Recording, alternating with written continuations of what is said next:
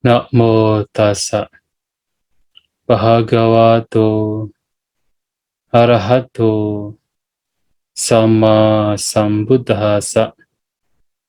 Namo tassa bhagavato arahato sama sambuddhassa.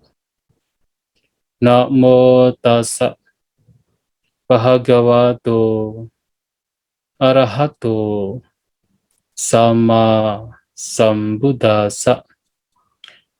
Cirasang vatapassami brahmanang parinibbutang apatitang anayuhang tinang loke visatikanti.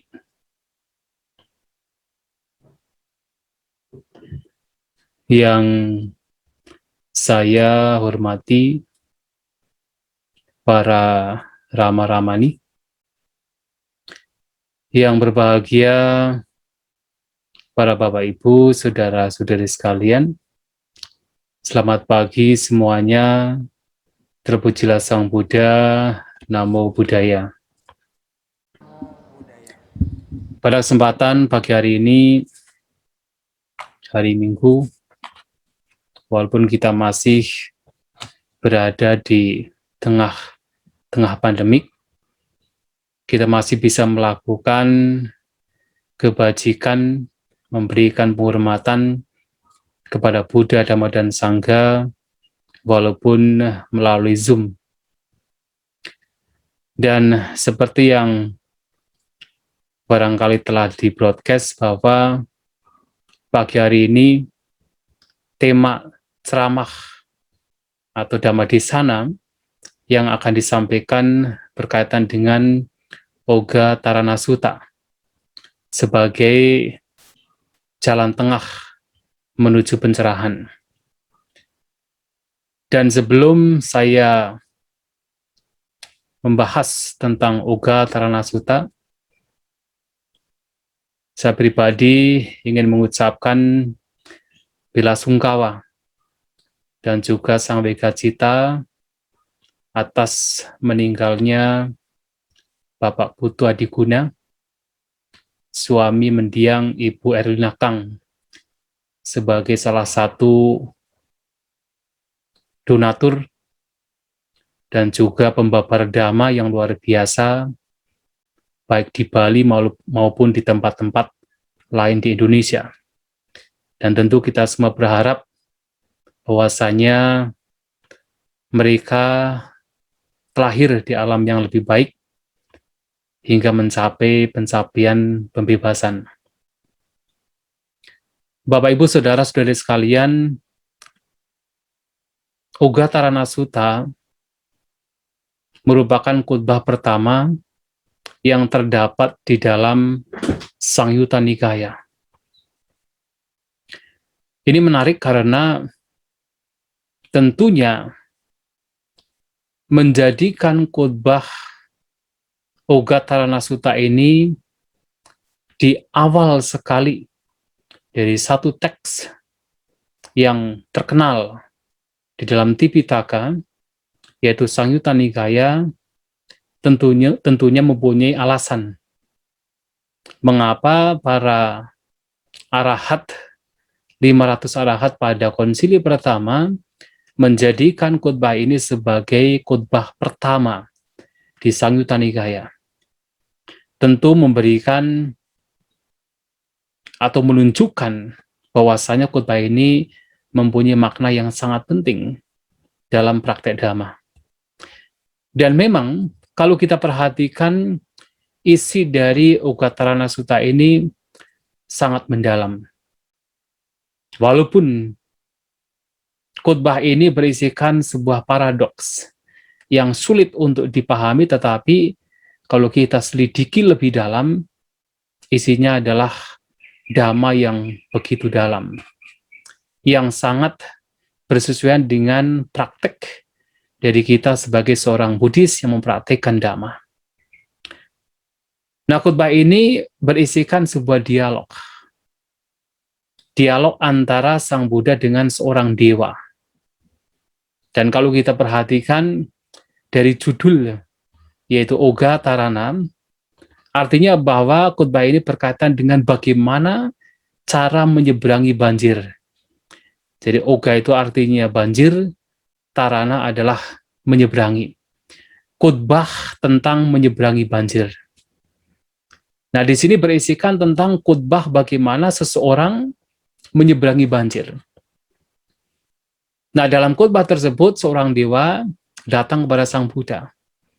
Dan biasa, seorang dewa biasanya datang di pagi hari, jadi menjelang pagi, mereka biasanya datang menemui Sang Buddha dan bertanya tentang hal tertentu yang menjadikan mereka ragu.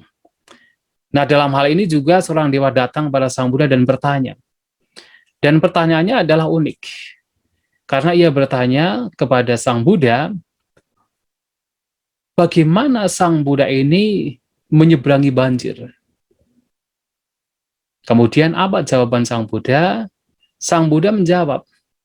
Sang Buddha mengatakan bahwa saya menyeberangi banjir dengan tidak berdiri diam dan juga dengan tidak berenang terburu-buru. Apa tidang kuahang anayuhang ogang taranti. Ogang taring. Ya, jadi saya menyeberangi banjir. Jadi saya menyeberangi banjir dengan tidak berdiri diam, apa tidang, dan juga dengan tidak berenang tergesa-gesa, anayuhang. Jadi kata ayuha itu mengacu kepada semangat yang berkobar. Dalam hal ini tentu dengan berenang tidak tergesa-gesa, anayuhang. Dewa tersebut masih bingung dengan jawaban Sang Buddha, bagaimana bisa menyeberangi banjir dengan tidak berdiri diam dan dengan tidak berenang tergesa-gesa. Lantas ditanya lagi, apa yang dimaksud dengan menyeberangi banjir dengan tidak berdiri diam dan dengan tidak tergesa-gesa, dengan tidak berenang tergesa-gesa? Sang Buddha mengatakan, karena kalau saya menyeberangi banjir dengan berdiri diam, maka saya tenggelam. Dan kalau berenang dengan tergesa-gesa atau dengan semangat yang berkobar, terburu-buru, tergesa-gesa, dengan tegang, maka saya akan terseret. Oleh karena itulah maka saya menyeberangi banjir dengan tidak berdiri diam dan juga dengan tidak tergesa-gesa. Nah, mendengar jawaban dari Sang Buddha, dewa tersebut mengerti apa yang dimaksud oleh Sang Buddha dan karena kebahagiaan dia mengucapkan sebuah syair kebahagiaan yang tadi di depan saya kutip.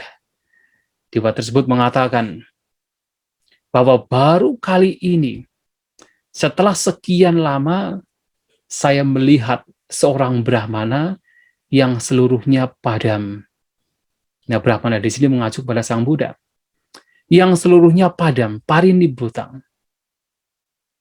Yang telah menyeberangi nafsu keinginan di dunia, tinang loke wisatikang, dengan tidak berdiri diam dan juga dengan tidak berenang terburu-buru atau tergesa-gesa. Nah, kalau kita perhatikan pertanyaan dari dewa tersebut, jawaban dari Sang Buddha ini bersifat paradoks. Sulit dipahami.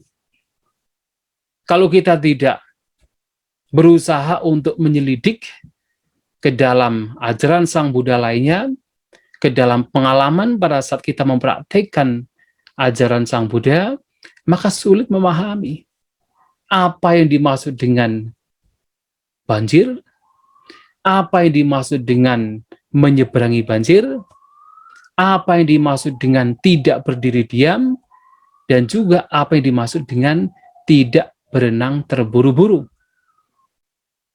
Yang dimaksud bagaimana? Nah, ini yang harus kita pahami. Yang kalau kita melidik lebih dalam, Ternyata ini mengacu kepada sebuah jalan tengah yang tentu membawa kepada pencerahan, membawa kepada pembebasan. Yang dimaksud dengan oga atau banjir, tentu dalam khotbah-khotbah Sang Buddha sering Sang Buddha menyampaikan tentang oga. Yang mana oga atau banjir di sini mengacu kepada 4 jenis banjir. Yang pertama adalah kamoga, banjir kesenangan indera. Mengapa dikatakan bahwa kesenangan indera itu adalah banjir? Kalau kita perhatikan dalam kehidupan kita sebelum kita mengenal Dhamma, sebelum kita mengenal ajaran Sang Buddha, hampir semua yang kita lakukan itu adalah untuk mencari kesenangan indera. Kita melihat objek, kita mencari kesenangan indera, objek-objek yang menyenangkan. Kita menolak yang tidak menyenangkan. Kita mendengarkan suara juga pilih-pilih. Yang kita cari, yang kita dengar adalah yang menyenangkan, kesenangan indera. Demikian pula pada saat kita membaui bebauan, mengecap rasa, bersentuhan, itu semua, hampir semua yang dilakukan adalah untuk kesenangan indera. Dan bertahun-tahun selama hidup, setiap harinya, apapun yang kita kontak antara panca indera dengan objek-objek luar adalah kesenangan indera. Hanya mencari untuk mendapatkan kesenangan indera. Dan itu seperti meluap, seperti halnya banjir, yang sifatnya meluap, sifatnya banyak. Demikian pula kesenangan indera yang dicari, dikejar oleh kebanyakan dari manusia, kebanyakan dari makhluk, itu seperti banjir. Karena begitu banyak meluap. Dan juga seperti halnya banjir yang sifatnya menyeret, sifatnya menenggelamkan. Nah demikian pula, kesenangan indera ini adalah banjir yang menenggelamkan.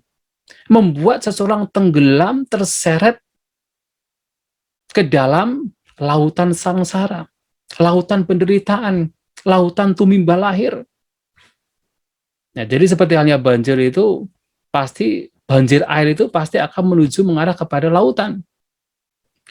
Nah, demikian pula banjir kesenangan indera ini akan menyeret, menenggelamkan seseorang, membawanya ke lautan sangsara. Dan seperti halnya banjir yang sifatnya adalah kotor, demikian pula kesenangan indera ini juga sifatnya adalah kotor. Karena kesenangan indera ini membawa seseorang semakin terkotori oleh pikiran-pikiran yang buruk.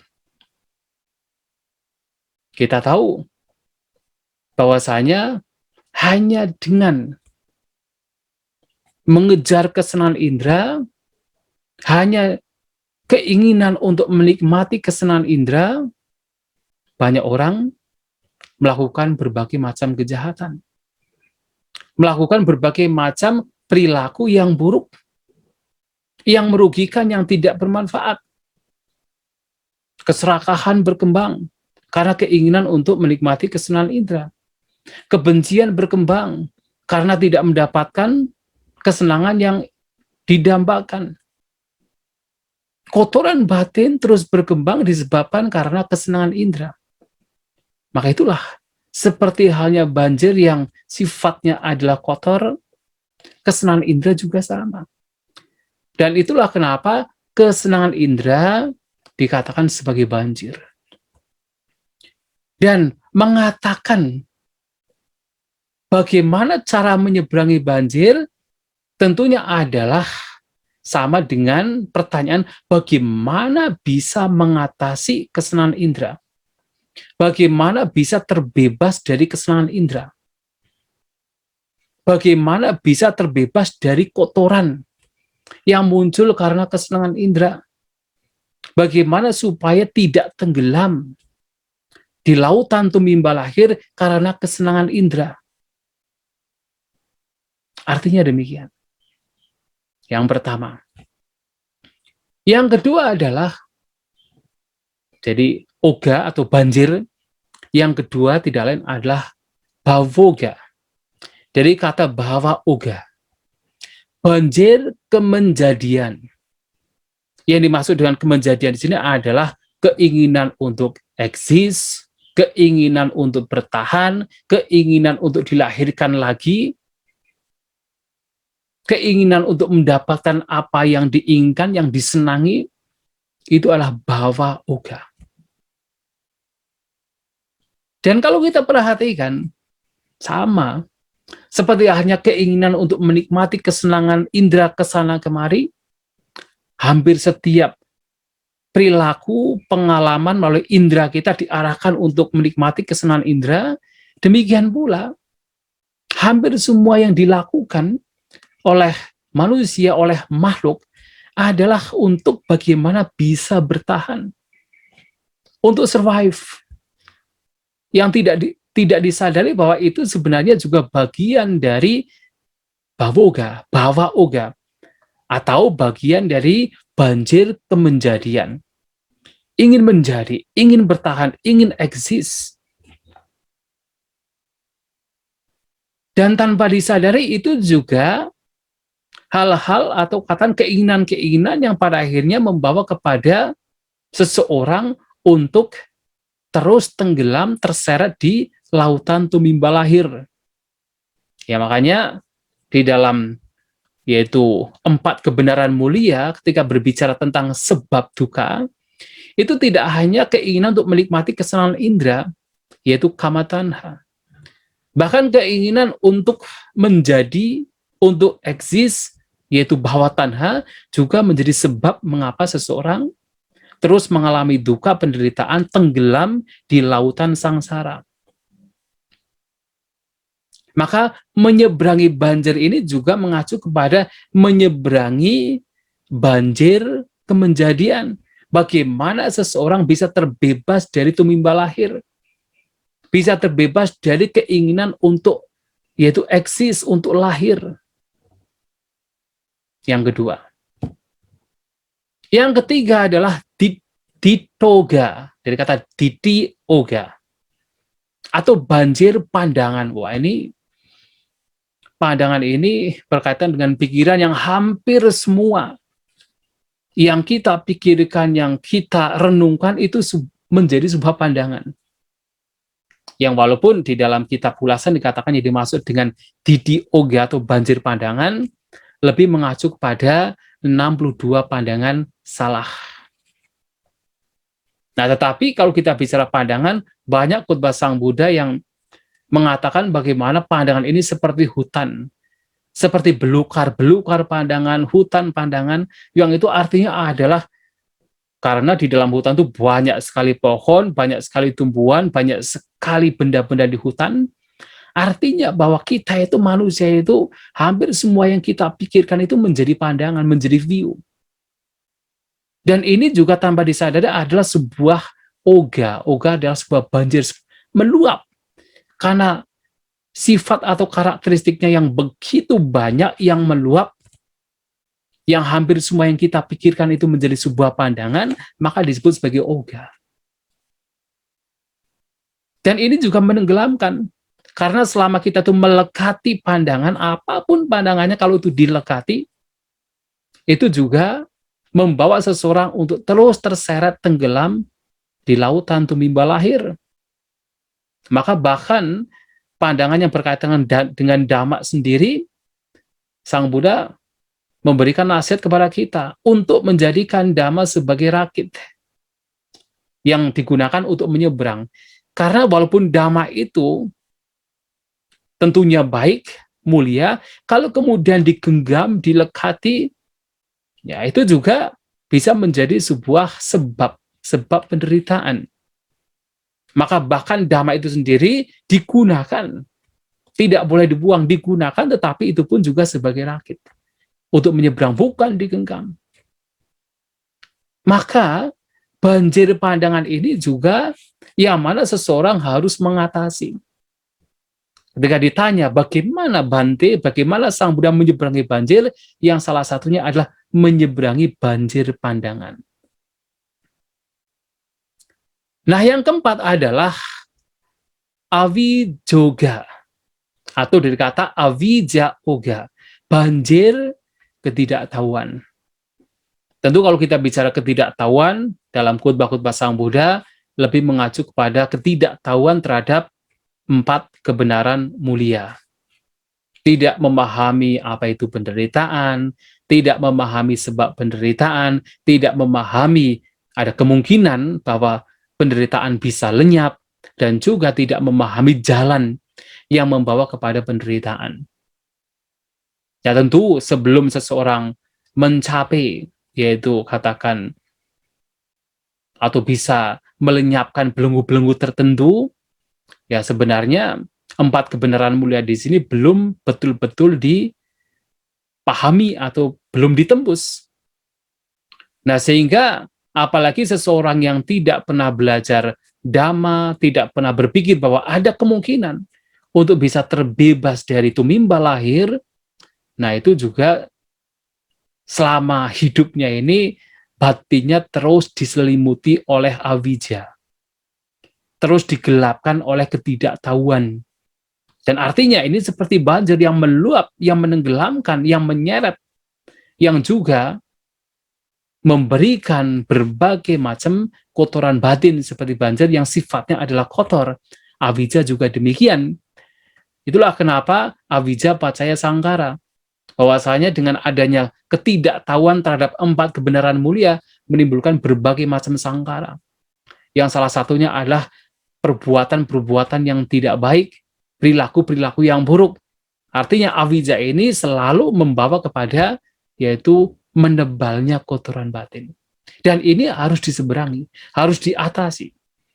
Nah, di sini ketika dewa tersebut bertanya kepada Sang Buddha, bagaimana Bante menyeberangi banjir, artinya bagaimana Bante menyeberangi banjir kesenangan indera, banjir kemenjadian, banjir pandangan, dan juga banjir ketidaktahuan. Atau dengan kata lain, bagaimana bisa terbebaskan.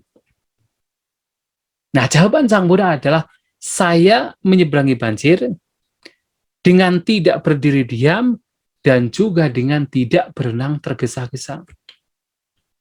Karena kalau berdiri diam, maka saya tenggelam. Dan kalau tergesa-gesa, tegang, berenang dengan tegang, dengan tergesa-gesa, maka juga terseret. Maka bagaimana? Ya harus menghindari 2 hal ini. Ya tentu kalau Anda sebagai seorang perenang, tentu akan tahu bagaimana berenang secara profesional. Kalau berdiri saja ya pasti tenggelam. Kalau terburu-buru, tergesa-gesa, tidak ada trik yang katakan baik, ya tidak bisa juga. Maka harus apa? Profesional. Nah, pertanyaannya adalah, dalam menyeberangi banjir kesenangan indera, pandangan, kemenjadian, dan ketidaktahuan, apa yang dimaksud dengan tidak berdiri diam? Dan apa yang dimaksud dengan tidak berenang dengan tergesa-gesa? Nah, dalam kitab ulasan, menarik sekali, ada beberapa contoh. Ya, beberapa di antaranya adalah yang pertama. Yang dimaksud dengan berdiri diam adalah ketika seseorang mempraktekkan mengejar kesenangan indera. Berdiri diam. Dan yang dimaksud dengan berenang secara tergesa-gesa, terburu-buru, adalah seseorang yang mempraktekkan praktek penyiksaan diri. Jadi kalau orang hidupnya ini hanya mencari kesenangan indera, mengejar kesenangan indera, bersenang-senang di dalam kesenangan indera, itu seperti orang yang berenang dengan berdiri diam. Tenggelam. Tidak akan terbebaskan. Tidak akan mencapai pantai seberang. tidak akan mencapai nibbana. Karena apa? Ya hanya bersenang-senang. Bersenang-senang dengan apa? Dengan kesenangan indera. Yang mana kesenangan indera di sini adalah umpan dari ya dunia yang membawa seseorang terus terperangkap di dunia ini, di alam tumimbal lahir. Dan kita bisa menemukan di berbagai khotbah Sang Buddha bagaimana kalau seseorang ini hanya mengejar kesenangan indera. Ya, dalam Dhamma Cakkappavattana Sutta, Sang Buddha ketika berbicara tentang yaitu jalan yang tepat atau jalan yang membawa kepada pencerahan, dan jalan ini harus menghindari kamesu kama sukali kanu yoga. Jalan yang menghindari pencarian kesenangan indera. Mengapa? Karena kesenangan indera ini sifatnya hina, gama, potujanika, anarya, anata sanghita. Sifatnya adalah hina, rendah. Gama itu sebenarnya istilah kampungan. Artinya, ya katakan sesuatu yang tidak mulia. Anarya, potujanika, sifatnya umum. Ya, umum artinya bahwasanya kebanyakan dari makhluk kan memang hidupnya adalah untuk mencari kesenangan indera, itu sesuatu yang biasa. Anarya, tidak mulia. Anata sanghita, tidak membawa kepada manfaat yang membawa kepada pencerahan. Dan seringkali seperti yang tadi juga saya sampaikan bahwasanya banyak orang yang mengejar kesenangan indera ini, ya kotoran batinnya itu semakin bertambah. Maka Sang Buddha mengatakan, apa sada bikawi kama, bahu duka, adi nawo bahwa bio. Wahai para biku, bahwa kesenangan indera ini memberikan sedikit kepuasan. Memang ada kebahagiaan, ada kepuasan, tetapi sifatnya adalah trifling, sedikit, kecil. Sementara apa? Bahu duka, adi nawo bahwa bio. Sementara penderitaan yang muncul karena kesenangan indera itu lebih besar. Karena orang ini hanya ingin menikmati kesenangan indera, ya harus melakukan banyak hal yang sebenarnya banyak penderitaan yang diperoleh. Dan lebih besar lagi adalah bahaya yang muncul dari kesenangan indera. Mengapa? Bahayanya adalah seperti yang tadi disampaikan, banyak orang melakukan kejahatan, melakukan tindakan yang buruk, membunuh, mencuri, berzina, berbohong, melakukan hal-hal yang buruk hanya demi untuk mendapatkan kesenangan indera. Nah, orang demikian tidak akan pernah berjuang. Jadi selama seseorang terseret, terbawa oleh kesenangan indera, maka tidak akan berjuang untuk terbebaskan. Itulah kenapa ketika Sang Buddha tidak lama setelah mencapai pencerahan, beliau awalnya tidak ada keinginan untuk membabarkan Dhamma. Batinnya menjadi ya pasif, tidak ada keinginan untuk membabarkan Dhamma. Mengapa? Salah satu alasannya adalah bahwa Dhamma selain itu dalam, sulit dilihat, sulit dipahami, sementara kebanyakan makhluk hanya mencari kesenangan indera. Dan makhluk-makhluk yang hidupnya hanya untuk kesenangan indera, itu sangat sulit untuk memahami dalam yang sifatnya adalah padisotagami. Sifatnya adalah melawan arus kesenangan indera. Nah, sehingga dalam kitab ulasan, maka dikatakan bahwa mengejar kesenangan indera ini seperti seseorang yang berenang, ingin mencapai tempat yang aman, ingin menyeberangi banjir, tetapi berdiri diam. Ya tidak akan sampai-sampai, malahan akan tenggelam. Nah, sementara yang berenang secara tergesa-gesa, terburu-buru, itu diibaratkan seperti seseorang yang mengejar praktik penyiksaan diri. Jadi pada zaman Sang Buddha ini seperti ya Sang Buddha sendiri sebelum menjadi seorang Buddha sebagai seorang bodhisattva, beliau juga mempraktikkan penyiksaan diri. Ada tujuan. Tujuannya apa? Tujuannya adalah untuk terbebaskan juga. Tetapi caranya adalah salah. Praktik penyiksaan diri. Itu yaitu terlalu tegang. ingin mencari pembebasan, ingin menyeberangi banjir, tetapi dengan cara terlalu tegang, berenang tergesa-gesa, menyiksa diri, ya juga akan terseret. Tidak akan sampai. Dan itu sudah dialami oleh bodhisattva. Dengan praktik penyiksaan diri, ternyata tidak sampai ke pantai seberang, tidak terbebaskan.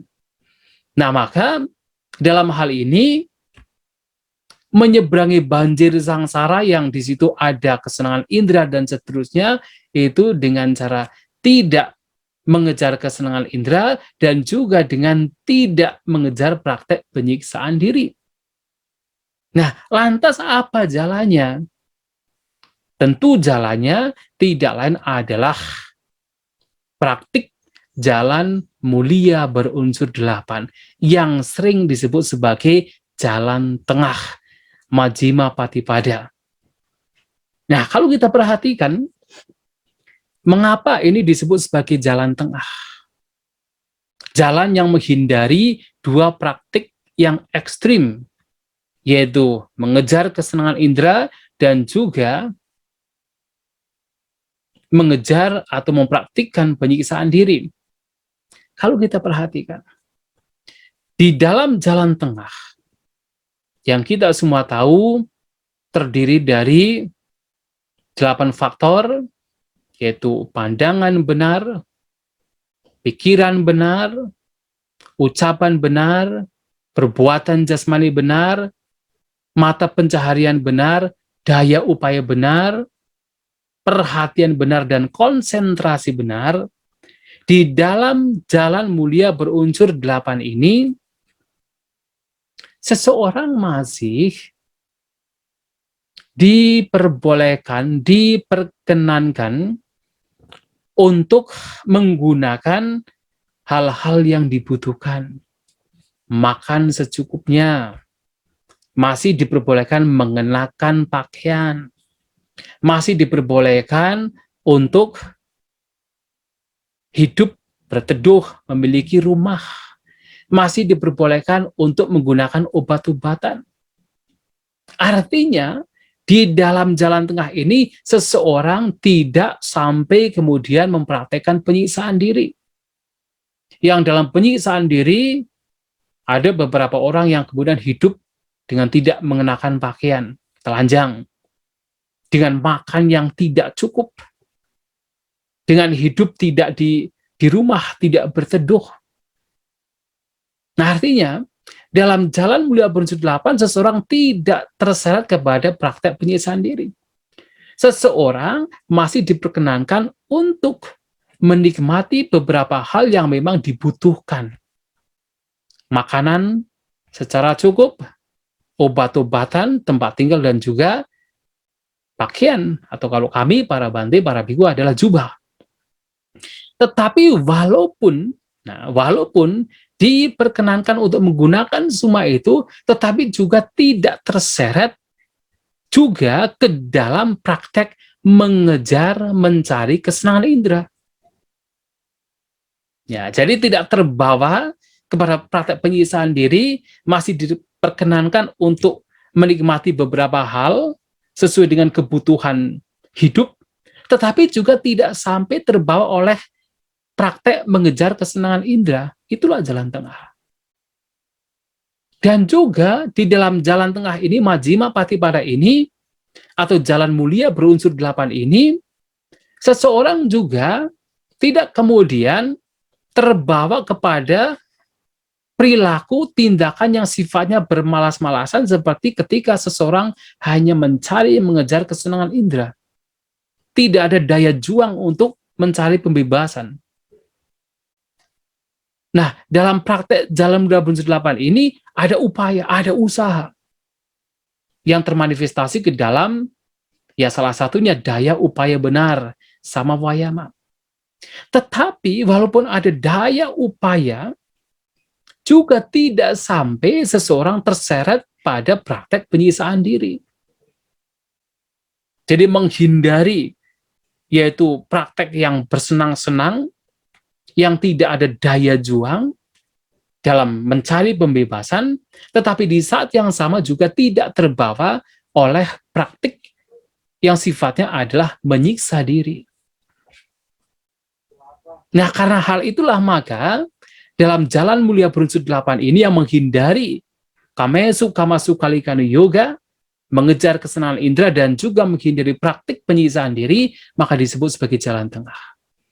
Nah, ketika Sang Buddha mengatakan saya menyeberangi banjir dengan tidak berdiri diam dan juga dengan tidak berenang terburu-buru, artinya menyeberangi banjir menggunakan jalan mulia berunsur 8 yang menghindari berdiri diam, yang merupakan manifestasi dari praktek mengejar kesenangan indera, dan juga menghindari anayuhang atau berenang secara tergesa-gesa, yang merupakan manifestasi dari praktik penyiksaan diri.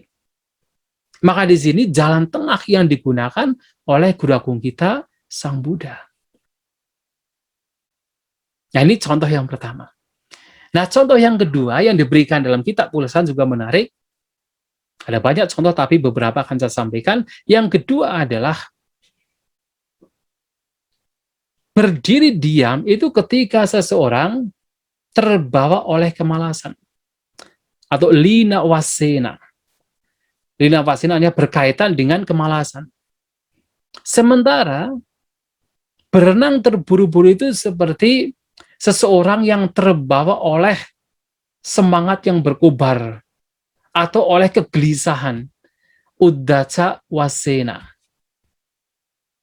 Jadi kalau seseorang dalam praktek mempraktekkan ajaran Sang Buddha, memang biasanya dua ini akan ada di sana.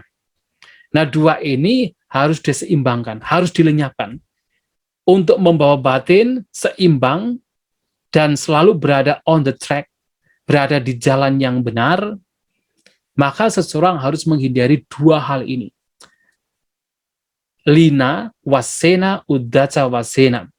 Atau kalau di dalam khutbah, salah satu khutbah dalam Sangyutta Nikaya, linata dan uddaca. Nah, mengapa? Sebagai contoh adalah begini. Pada saat kita bermeditasi, batin kita ini sering dikuasai oleh dua hal. Yaitu yang pertama adalah malas, yang sifatnya adalah terlalu rileks, membuat malas, sehingga apa? Sebagai, yaitu dampak terakhirnya adalah tertidur.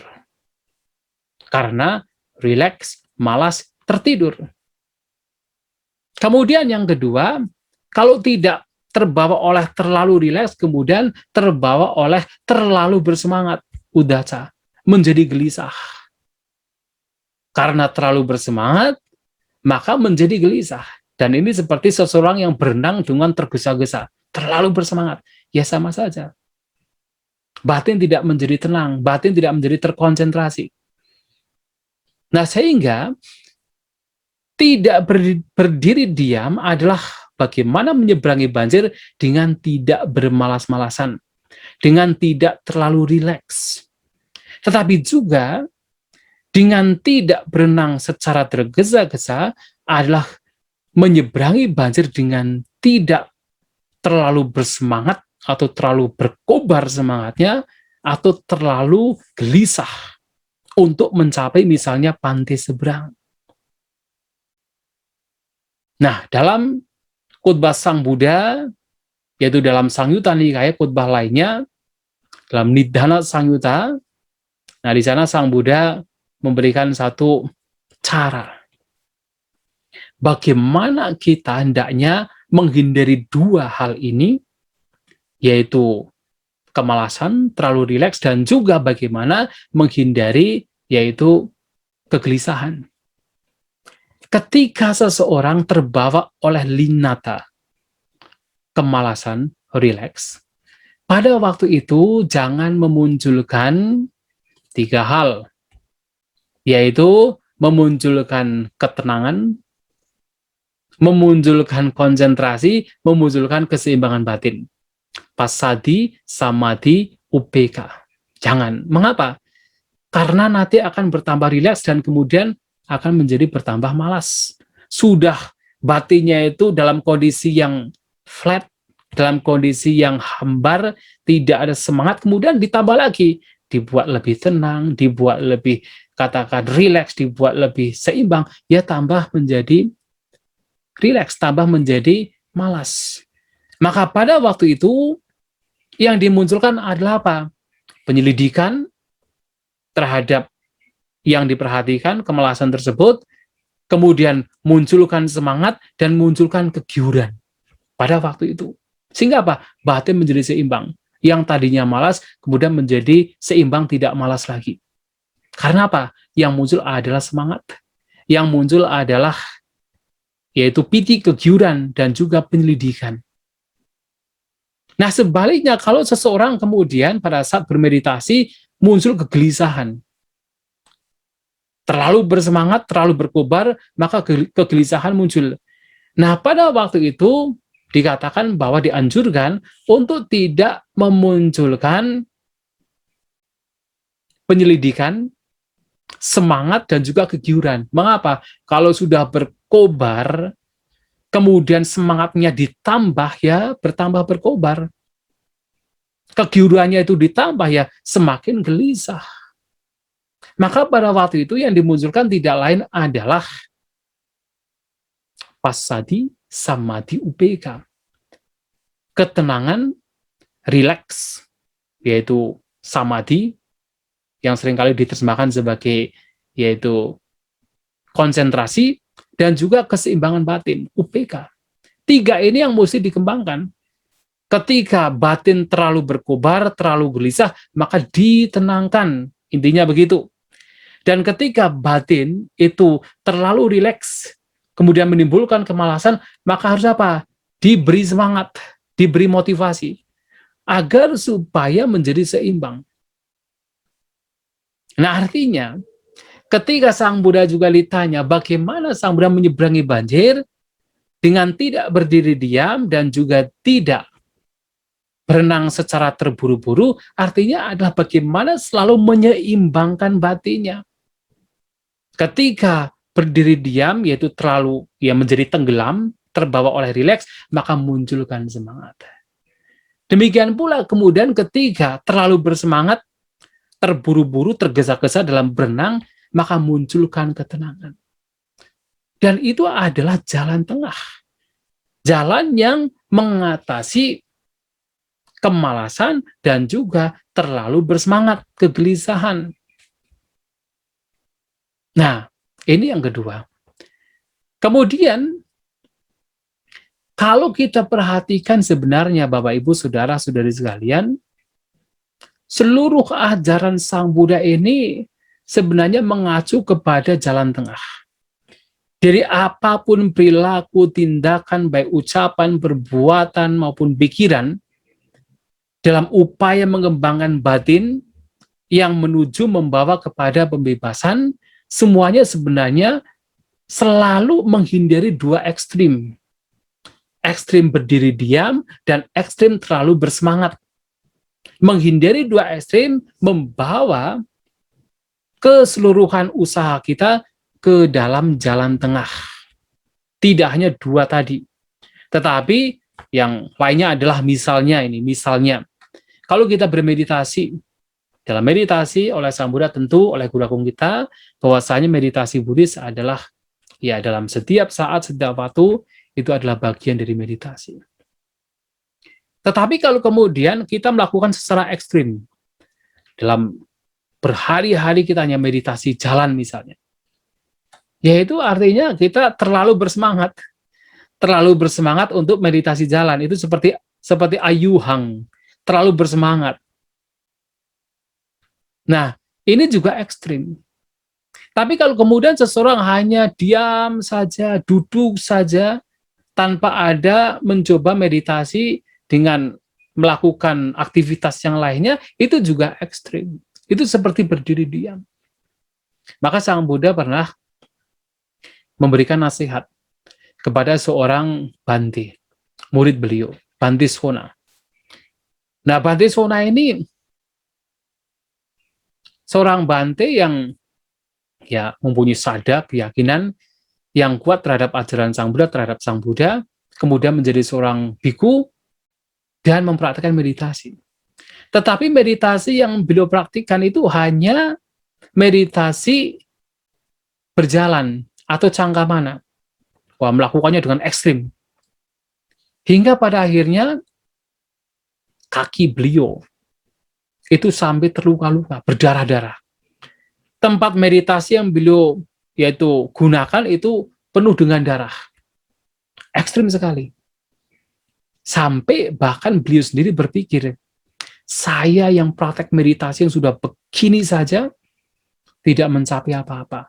Wah, berarti barangkali meditasi itu bukan saya. Barangkali saya itu tidak cocok untuk bermeditasi. Daripada begini, sudahlah lepas jubah saja. Toh kalau nanti lepas jubah saya bisa mempraktekkan cara lain. Bisa berdana, praktek kebajikan, kan masih bisa. Akhirnya beliau memutuskan untuk lepas jubah. Tetapi Sang Buddha kemudian tahu. Hanya dipanggil oleh Sang Buddha. Nah, oleh Sang Buddha kemudian diberi nasihat dengan sebuah perumpamaan.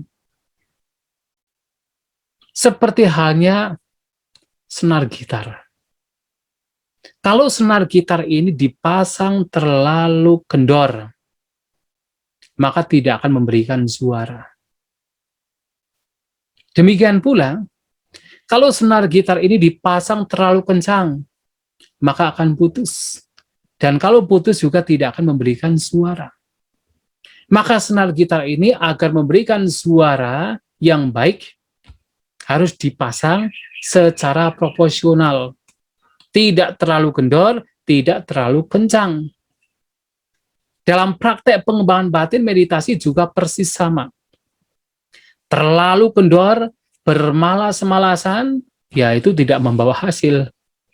Terlalu kencang, ekstrim, itu juga tidak membawa hasil.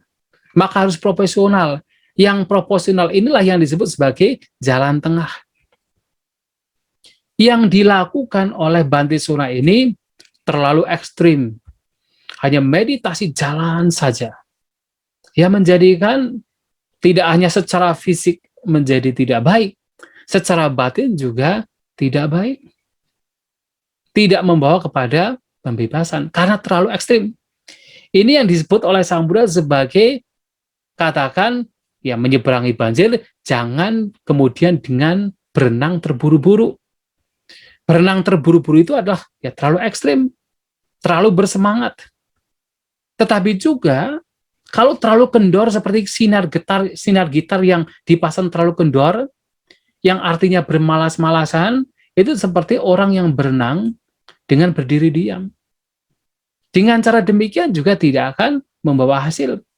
Maka yang tepat adalah proporsional. Tentu, dalam bermeditasi, tidak hanya meditasi jalan saja, tapi ada juga meditasi duduk. Dan tentu tidak hanya meditasi hanya dilakukan pada saat jalan dan duduk, tapi dalam kehidupan sehari-hari, aktivitas sehari-hari juga hendaknya bermeditasi. Dengan cara apa? Mengamati batin dan jasmani. Dengan cara yaitu selalu menjaga pikiran dalam setiap aktivitas yang kita lakukan. Nah, kalau melakukan demikian secara proporsional, tidak kendor dengan bermalas-malasan, dan juga tidak kemudian kencang, dengan cara ekstrim, semangat berkubar, menjadi gelisah, maka seseorang mempraktikkan secara proporsional, secara seimbang, yang itu tidak lain adalah jalan tengah. Yang semuanya dalam ajaran Sang Buddha sebenarnya dapat kita arahkan kepada jalan tengah atau Majjhima Patipada. Nah, itulah Bapak Ibu, saudara-saudari sekalian, bahwasanya Oga Tarana Sutta ini mengajak kita untuk mempraktekkan jalan tengah yang pada akhirnya membawa kepada pencerahan. Jalan tengah yang menghindari dua ekstrim. Ekstrim mencari kesenangan indera dan juga ekstrim mempraktikkan penyiksaan diri. Ekstrim bermalas-malasan dan juga ekstrim semangat yang terlalu berkobar. Nah, menghindari dua ekstrem ini, Sang Buddha mengajarkan kita jalan tengah yang tidak lain termanifestasi ke dalam praktek jalan mulia berunsur 8. Dan tentunya, ya semua jalan tengah yaitu kehidupan kita yang diarahkan kepada jalan tengah, seperti yang tadi saya sampaikan berkaitan dengan bagaimana kita mengatasi kemalasan dan juga pikiran yang berkobar dengan menyeimbangkan batin, semua bisa dikorelasikan dengan jalan mulia berunsur 8. Termasuk ketika Bhantisona, yaitu mempraktikkan praktek yang terlalu ekstrim, yang kemudian diberi nasihat untuk mempraktekkan praktek pengembangan batin secara proporsional, seperti senar gitar yang dipasang dengan tidak terlalu kendor dan juga tidak terlalu kencang, itu juga dikorelasikan atau dapat dikorelasikan dengan jalan mulia berunsur 8. Maka Ogattarana Sutta ini sebenarnya di balik itu mengajak kita untuk mempraktikkan jalan tengah, mempraktikkan jalan mulia berunsur 8 yang pada akhirnya membawa kepada pencerahan. Dan mendengar begitu, nah dewa tersebut kemudian mengungkapkan syair kebahagiaan. Ya tentu dewa yang cerdas, dewa yang intelijen, mendengar pernyataan Sang Buddha yang begitu singkat saja sudah memahami apa yang dimaksud dengan ya kalimat paradoks yang diberikan, dilontarkan oleh Sang Buddha. Nah, karena kebahagiaannya, maka dia mengungkapkan syair kebahagiaan. Setelah sekian lama, baru kali ini, saya melihat seorang Brahmana yang seluruhnya padam. Parinibbutang artinya mencapai parinibbana. Yang telah menyeberangi keinginan, nafsu keinginan di dunia, atau menyeberangi kotoran batin, wisatikang, dengan tidak berdiri diam, dan juga dengan tidak berenang tergesa-gesa. Artinya dengan mempraktikkan jalan tengah, jalan mulia berunsur 8. Itulah Bapak Ibu Saudara-saudari sekalian yang ingin saya sampaikan pada kesempatan pagi hari ini. Semoga khotbah yang singkat ini bisa memberikan pemahaman kepada kita semua. Semoga kita semua maju dalam Dhamma, Sabisata, Bhavantu Sukhitata. Semoga semua makhluk berbahagia.